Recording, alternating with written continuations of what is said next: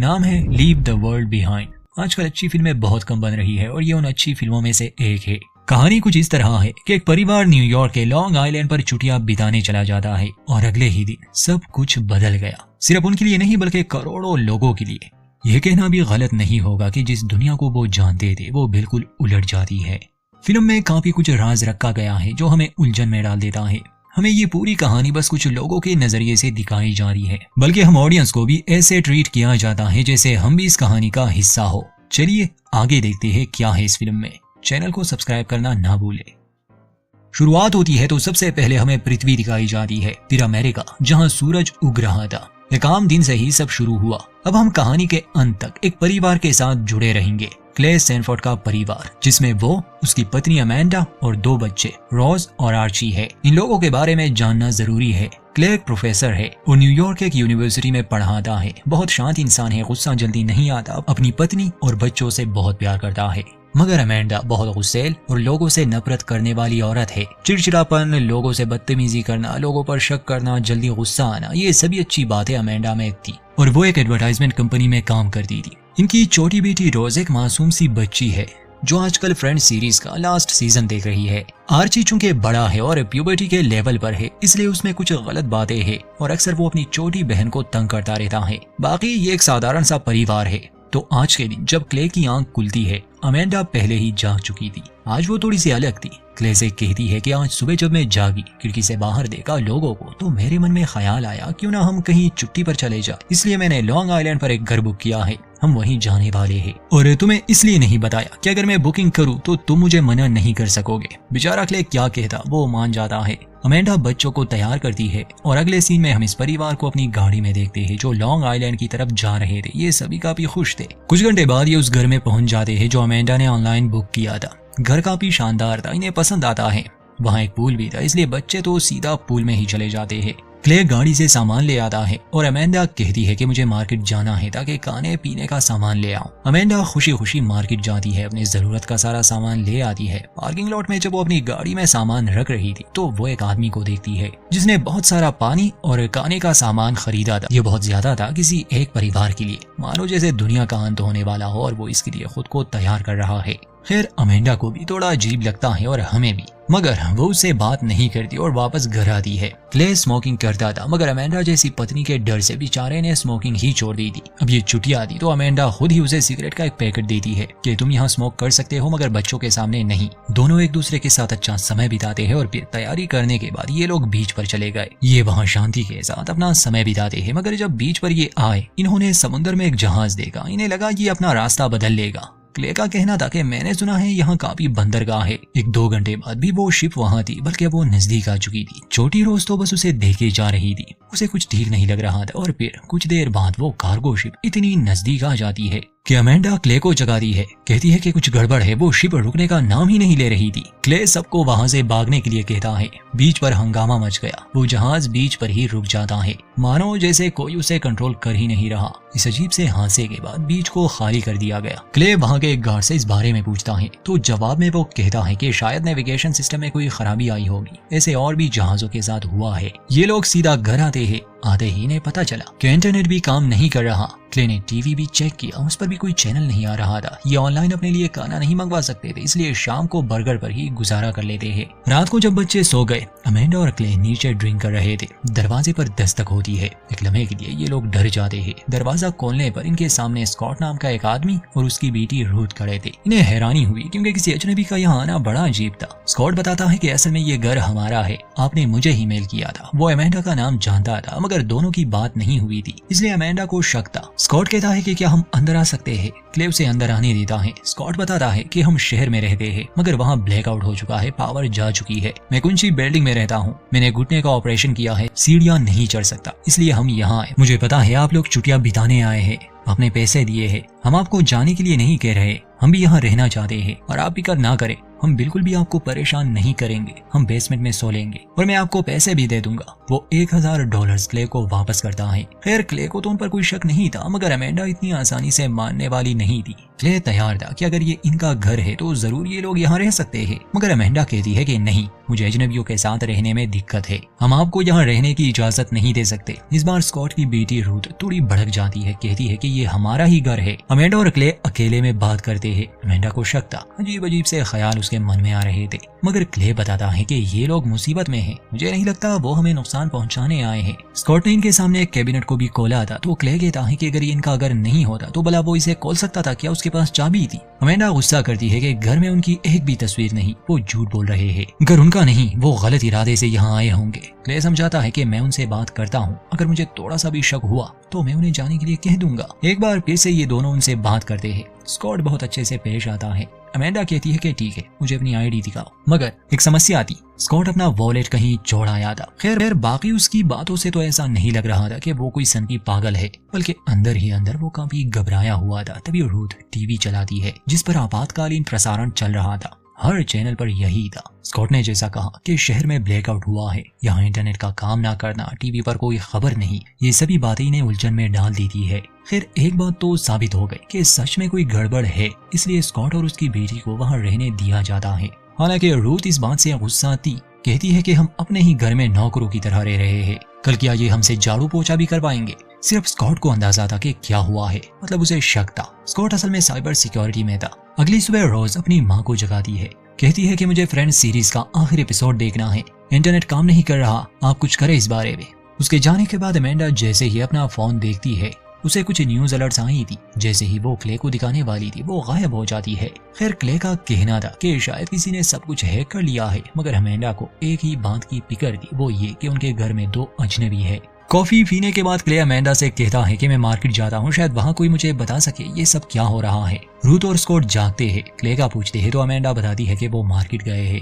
वो news alerts के बारे में बात करती है। ये सुनकर स्कॉट थोड़ा सा चौंक जाता है। अमेंडा पूछती है कि क्या हालात बेकाबू हो रहे हैं, तो स्कॉट मुस्कुराता है कि नहीं, मुझे यकीन है सब कुछ ठीक हो जाएगा, असल में वो इन्हें डराना नहीं चाहता था। वो एक कंप्यूटर वायरस के बारे में बताता है जो साल 2000 में बना था। उसने कई कंपनियों को करोड़ों का नुकसान कर दिया था। बाद में पता चला कि ये काम फिलीपाइंस के 2 लड़कों का है, तो हो सकता है कि अभी जो हो रहा है ये बात इतनी बड़ी नहीं हो, शायद सिस्टम में कोई खराबी हो, हमें ज्यादा इसके बारे में सोचना नहीं चाहिए। चाहे स्कॉट उन्हें हिम्मत ही क्यों ना दे रहा था, मगर हालात बता रहे थे कुछ ठीक नहीं।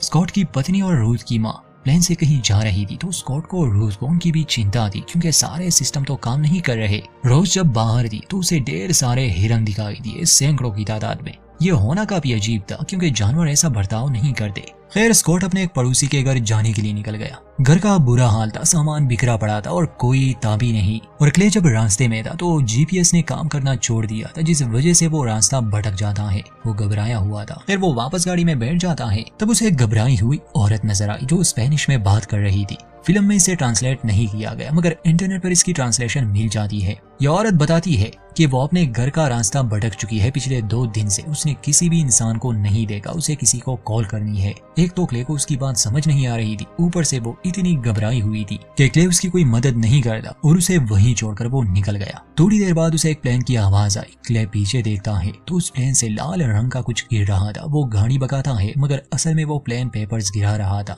लाल रंग के पेपर्स, जिस पर पारसी में कुछ लिखा था। वहाँ स्कॉट जब अपने पड़ोसी के घर आता है, वो तो उसे नहीं मिलता, मगर उसे पता था कि उसके पास एक सैटेलाइट फोन है, इसलिए वो फोन ले लेता है। बच्चे इस सब से अनजान थे, इसलिए वो जंगल में चले जाते हैं। अमेंडा और रूथ पूल के करीब बैठी थी। बच्चों को जंगल में केबिन नजर आया। दोनों अंदर जाते हैं। रोज अपने भाई को वो बात बताती है जब उसने बहुत सारे हिरन देखे थे, मगर उसका भाई इन बातों को सीरियस नहीं लेता, बल्कि उसे डराने के लिए वो एक कहानी सुनाता है। जब ये दोनों वापस आ रहे थे तो आर्ची को एक कीड़ा काट लेता है। स्कॉट उस सैटेलाइट फोन को ट्राई करता है, मगर वो काम ही नहीं कर रहा था। और कुछ देर पहले हमें अंतरिक्ष में दिखाया गया कि अमेरिका का सैटेलाइट अपनी दिशा बदल लेता है। शायद यही वजह है कि अब स्कॉट के हाथ में जो फोन था वो काम नहीं कर रहा। वो बीच पर चला गया जहां समुद्र के किनारे एक प्लेन क्रैश हो चुका था और हर तरफ लाशें थी। दिल दहला देने वाला एक मंजर था। अजीब था कि वहाँ कोई जिंदा नहीं था, कम से कम जख्मी तो होने चाहिए थे। तभी स्कॉट को एक और प्लेन दिखा जो सीधा इस ओर आ रहा था। स्कॉट समझ जाता है कि ये भी यहाँ क्रैश होने वाला है। जान बचाकर वो भागने लगा। प्लेन सीधा समुद्र के किनारे क्रैश हो जाता है और पानी की एक बड़ी लहर की वजह से स्कॉट गीला हो गया। ये सब अपनी आंखों से देखने के बाद उसे समझ आ गई कि सच में हालात काबू से बाहर है। वो घर आता है मगर अपनी बेटी को सच नहीं बताता कि उसने एक प्लेन को क्रैश होते हुए देखा। गीला होने का कारण वो पूल में गिरना बताता है। वो रूथ को सूखे कपड़े लाने भेजता है और अमेंडा को कहता है कि सैटेलाइट फोन काम नहीं कर रहे। सब कुछ बंद हो भी जाए तो भी सैटेलाइट फोन काम करते हैं। अमेंडा को यकीन नहीं आ रहा था, इसलिए स्कॉट बताता है कि मैंने एक प्लेन को अपनी आंखों से गिरते हुए देखा। बच्चे अभी भी बाहर थे। तभी इन्हें एक आवाज सुनाई दी, एक तेज आवाज। इन्हें अपने कानों पर हाथ रखना पड़ा। अमेंडा को बच्चों की फिक्र थी, इसलिए वो जंगल की तरफ चली जाती है। खैर बच्चे उसे मिल गए, वो उन्हें एक घर ले आती है। सब ठीक थे मगर क्ले अभी तक घर नहीं आया था। आर्ची का कहना था कि पता नहीं वो आवाज किस चीज की थी, पर मैंने कान सही से बंद नहीं किए थे और अब मुझे काफी अजीब लग रहा है। अमेंडा बच्चों को कमरे में भेज देती है और स्कॉट से पूछती है कि बता वो क्या था, तुम्हें इस सब की जानकारी है? स्कॉट बताता है कि ये किसी प्लेन की आवाज नहीं हो सकती, ना ही ये कोई बॉम्ब था। ये किसी तरह का सॉनिक हथियार हो सकता है। अभी कुछ कह नहीं सकता। अमेंडा उस पर भड़क जाती है कि कुछ देर पहले तो तुम बड़े बड़े अंदाजे लगाकर मुझे डरा रहे थे। उसे क्ले की फिक्र थी। कहती है कि कुछ भी ठीक नहीं, शायद हमें बाथटब में पानी भरना चाहिए। पता नहीं ये सब कब तक बंद रहेगा। ये बात स्कॉट अपनी बेटी से छुपाना चाहता था मगर अब वो जान गई। इस बात से वो काफी दुखी हो गई। तब अमेंडा बताती है कि 2 दिन पहले मैंने एक आदमी को मार्केट में देखा था। वो जानता था कि ये सब होने वाला है। उसने ढेर सारा पानी और खाने का सामान लिया था। स्कॉट बताता है कि वो डेनी है, वही कॉन्ट्रैक्टर जिसने मेरे इस घर को डिजाइन किया है। वो हमेशा इन हालातों के लिए तैयार रहता है और शायद उसे इस सब का अंदाजा हो चुका था। इतने में क्ले भी लौट आया जो काफी डरा हुआ था। वो बताता है कि मैंने रास्ते में एक प्लेन को देखा जो ये पेपर्स फेंक रहा था। आर्ची ने चूंकि किसी वीडियो गेम में एक वर्ड को देखा था तो वो कहता है कि इस पेपर पर लिखा है अमेरिका की मौत। बाकी क्या लिखा है ये नहीं समझ आया मगर इसमें कोई शक नहीं कि अमेरिका पर हमला हो चुका है। किसने किया नहीं पता मगर हालात ठीक नहीं थे। जान बचाने के लिए अमेंडा और क्ले अपने बच्चों को लिए वापस से शहर जाने का फैसला करती है। स्कॉट उन्हें सलाह देता है कि ऐसा मत करो, शहर के हालात बदतर होंगे, तुम लोगों को यहीं रुकना चाहिए, यहाँ सुरक्षित रहोगे तुम। अमेंडा और क्ले उसकी बात नहीं मानते और हाईवे के लिए निकल जाते हैं मगर वहाँ ढेर सारी टेस्ला कार्स जो ब्रांड न्यू थी एक दूसरे से टकरा चुकी थी। उन्होंने रास्ता ब्लॉक कर दिया था, उसमें कोई भी नहीं था। वो ऑटो मूड पर थी। उन गाड़ियों की वजह से पूरा रास्ता बंद था और तब अमेंडा को रियलाइज होता है कि सिस्टम में गड़बड़ी की वजह से ये यहाँ आकर रुकती है। वो जल्दी से गाड़ी में बैठ गई क्योंकि और भी कार्स इस तरफ आ रही थी। ये लोग खुद को बचाने में सफल रहे। अब कोई और चारा नहीं था, इसलिए ये वापस स्कॉट के घर में आते हैं। सभी लोग काफी परेशान थे। अमेंडा के कहने पर क्ले बाथटब में पानी भरने लगा। रूथ उसके पास आती है और पूछती है कि क्या आप मेरे साथ स्मोक करेंगे। दोनों ही टेंशन में थे इसलिए वो उसके साथ स्मोक करने लगा। बच्चे अपने कमरे में थे। अमेंडा और स्कॉट के बीच बातें होती है जिसमें स्कॉट बताता है कि वो अपने क्लाइंट से मिला था जो बहुत बड़े प्रोजेक्ट्स पर काम करता है, इतने बड़े कि वो पेंटागन के खुफिया प्रोजेक्ट्स होते हैं। कुछ दिन पहले मैंने उसकी एक बहुत बड़ी अमाउंट ट्रांसफर की थी। बड़े लोगों को ऐसे खतरे की खबर पहले ही मिल जाती है। वो जानता था इस बारे में। उसने बस इतना कहा मुझे कि अपना ख्याल रखना। अब मुझे उसकी बातें समझ आने लगी। उसे मेरे लिए बुरा लग रहा था। इसके अलावा भी दोनों की कुछ बातें होती है। फिर गम बुलाने के लिए ये म्यूजिक लगाते हैं और डांस करते हैं। घर के लॉन में रूथ और क्ले बेटे इस हालात को लेकर बात कर रहे थे।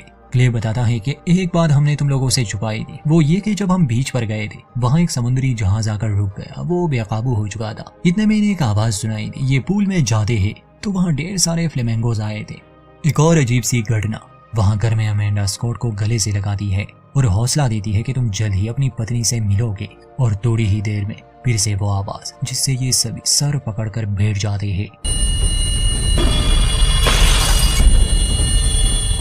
कुछ देर बाद वो आवाज बंद हो गई मगर अब सभी को काफी डर लग रहा था, इसलिए क्ले का परिवार एक ही बेड पर सो जाता है और रूथ अपने पिता के साथ। रात को छोटी रोज जिसे नींद नहीं आ रही थी वो अपनी माँ से कहती है कि मैं इंतजार करते करते थक गई। सुबह इससे भी खतरनाक हालात थे। जब ये उठते हैं तो आर्ची के दांत गिरने लगे। अमेंडा और क्ले बहुत घबरा जाते हैं। वो समझ ही नहीं पा रहे थे कि हो क्या रहा है और वो क्या करे, क्योंकि मदद के लिए तो वो कॉल भी नहीं कर सकते थे। रोज भी कहीं चली गई थी, इन्हें मिल नहीं रही थी। स्कॉट बताता है कि वो आदमी डेनी जिसे तुमने पार्किंग लॉट में देखा था वो यहाँ पास में ही रहता है। मुझे यकीन है उसके पास काफी सामान है और हो सकता है कि उसके पास आर्ची के लिए कोई मेडिसिन भी मिल जाए। रूथ अपने पिता से नाराज थी कि वो उसे छोड़कर दूसरे लोगों की मदद कर रहा है मगर स्कॉट वादा करता है कि वो 1 घंटे में लौट आएगा। आर्ची को लिए स्कॉट और क्ले डेनी के घर जाते हैं। ये दरवाजे पर दस्तक देते हैं। डेनी के हाथ में गन थी। वो इन दोनों से कहता है कि वहाँ दूर अपनी गाड़ी के साथ खड़े रहो। फिर बात करेंगे। स्कॉट हैरान था क्योंकि डैनी उसका दोस्त हुआ करता था और अब वो पूरी तरह से बदल चुका था, मानो जैसे जिंदा रहने की एक जंग शुरू हो चुकी हो। स्कॉट उनसे मदद मांगता है। क्ले बताता है कि मेरे बेटे को कुछ हो गया है, वो उल्टियां कर रहा है और उसके दांत गिर रहे हैं। डैनी बताता है कि दांत गिरना कोई बड़ी बात नहीं है, ये और भी जगहों पर हो चुका है। ये तेज आवाज जो बार बार सुनाई देती है, ये सीधा दिमाग पर असर करती है। मैं तुम्हारी कोई मदद नहीं कर सकता, चलो जाओ यहाँ से। बल्कि मैं तो हैरान हूँ कि तुम लोग अपने घरों से कैसे निकले। स्कॉट पूछता है कि ये तुम कैसी बातें कर रहे हो, हम दोस्त थे। डैनी कहता है कि वो सब पुरानी बातें हैं, अब हालात बदल चुके हैं स्कॉट, हम पर हमला हो चुका है, ये एक युद्ध है और मुझे जो सही लगता है मैं वही करूंगा। मुझे अपने परिवार को सुरक्षित रखना है और तुम्हें भी। क्ले कहता है कि भला हम कहाँ जाए, कौन हमारी मदद करे। स्कॉट और डैनी में बहस छिड़ जाती है, दोनों एक दूसरे पर बंदूक तान देते हैं, मगर क्ले उनके बीच आता है, दोनों को समझाता है। डैनी से विनती करता है कि प्लीज हमारी मदद करो, मेरी जगह आप होते तो क्या करते, मैं पैसे देने को भी तैयार हूँ। तो डैनी कहता है कि जब सरकार ही नहीं रहेगी तो पैसों का क्या फायदा। खैर अंत में वो मदद तो करता है। जाने से पहले वो बताता है कि ये काम कोरियंस का है या फिर चाइनीज का। अमेरिका ने इतने सालों में काफी दुश्मन बना लिए और वो सब एक हो गए। क्ले उसे वो पेपर दिखाता है, उनका मानना था कि ये ईरान का काम हो सकता है। जो भी हो, किसी के पास भी सही जानकारी नहीं थी। डैनी बताता है कि फोन्स बंद होने से पहले मेरे दोस्त ने सैन डिएगो में हुए ऐसे ही एक घटना का जिक्र किया था, मगर वहाँ जो पेपर्स गिराए गए थे वो चाइनीज में थे। खैर स्कॉट, क्ले और आर्ची वापस से कार में बैठ जाते हैं। जाने से पहले स्कॉट क्ले से पूछता है कि मुझे बताओ, क्या तुम मेरे साथ हो, मुझे ये जानना है। क्ले पूछता है कि तुम ऐसा क्यों पूछ रहे हो। तो स्कॉट समझाता है कि मुझे शक पहले से ही था कि ऐसा कुछ होगा। आजकल के दौर में अगर किसी देश को खत्म करना हो तो 3 चालों वाला एक दाव खेलना होगा। पहली चाल, किसी भी देश की सरकार को अगर तोड़ना हो तो उन्हें आइसोलेट कर दो, उनके कम्युनिकेशन और ट्रांसपोर्ट को पूरी तरह बंद कर दो, अपने निशाने को लाचार बना के दुनिया से तोड़ दो। और जो हुआ हमने देखा। फिर दूसरी चाल में गुप्त हथियार का इस्तेमाल होगा और गलत जानकारी से उन्हें इतना डराओ कि वो एक दूसरे पर ही शक करने लगे। हर कोई अलग अलग कहानियां बनाने लगेगा, डर का एक माहौल बन जाएगा, यानी उनका निशाना और भी कमजोर हो जाएगा दिमागी तौर पर। वो अपनी रक्षा नहीं कर सकेंगे। जहाँ पर दुश्मन या हमले की वजह नहीं दिखेगी वहाँ लोग एक दूसरे के ही दुश्मन बन जाएंगे। अगर ये 2 चालें कामयाब हुई तो तीसरी चाल खुद ही एग्जीक्यूट हो जाएगी। क्ले पूछता है कि तीसरी चाल क्या है, तो स्कॉट जवाब देता है कि गृह युद्ध और दुश्मन के लिए युद्ध का अंत, क्योंकि तब सरकारें टूट चुकी होगी, कोई कानून नहीं रहेगा। और ऐसा ही हो रहा था। वहाँ दूसरी तरफ हम रूथ और अमेंडा को जंगल में देखते हैं जो रॉस को ढूंढने निकले थे। वो भी उस केबिन में पहुंच जाते हैं जहाँ अमेंडा और रूथ के बीच थोड़ी बहस हो गई। फिर उन्हें बाहर से आवाज सुनाई दी। रूथ बाहर आती है तो वहाँ ढेर सारे हिरन थे जो उसके सामने खड़े थे। अमेंडा चीखते चिल्लाते हुए उनके सामने आती है जिससे वो हिरन भाग जाते हैं। फिर अमेंडा का ध्यान शहर पर जाता है जहाँ बम धमाके हो रहे थे। पूरी तरह से जंग का एक माहौल बना हुआ था। लोगों के चिल्लाने की आवाजें आ रही थी, यानी कि ये लोग एक सुरक्षित जगह पर थे अभी के लिए। शहर में लोगों ने एक दूसरे को ही मारना, लूटना और बलात्कार शुरू कर दिया होगा, क्योंकि जब कानून टूट जाता है तो यही सब होता है। फिल्म के अंत में हमें रोज दिखाई जाती है। उसने पहले घर देखा था, वो वहाँ आई थी। स्कॉट ने इसका जिक्र भी किया था कि मेरे पड़ोसियों के पास शायद बंकर हो। रोज को वो बंकर मिल चुका था। वो अंदर जाती है जहाँ उसे ढेर सारा खाना, पावर सोर्स, एक DVD प्लेयर, बहुत सारी फिल्में, सीरीज मिल गई, जिसमें फ्रेंड्स सीरीज भी थी। रोज ने आखिरी एपिसोड नहीं देखा था, इसलिए वो आखिरी एपिसोड देखने बैठ जाती है और यहीं पर फिल्म का अंत।